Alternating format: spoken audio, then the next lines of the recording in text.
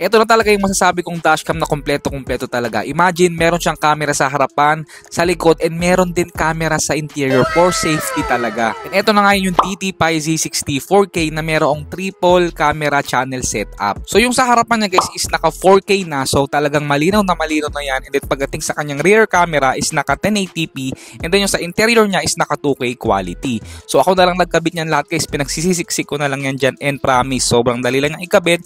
Hindi nyo na kailangan tumawag na magkakabit pa kasi plug and play lang to literal. So maganda rito, madali lang ma-access yung app niya. I-download nyo lang yung DTPi na app, lahat ng settings nandito na. Tapos naka 5 GHz Wi-Fi turbo na to, meaning kahit naka 4K yung quality niya, napakadali lang mag-transfer ng files or mag-download ng mga videos. Kompleto rin to sa safety features like ADAS or parking monitoring. Pero yung pinaka nagustuhan ko dito, pag for example umandar na yung sasakyan mo sa harapan, i-remind ka niya talaga. The vehicle ahead has started moving. And yung nagustuhan ko rin dito is meron din siyang voice control. Take photo.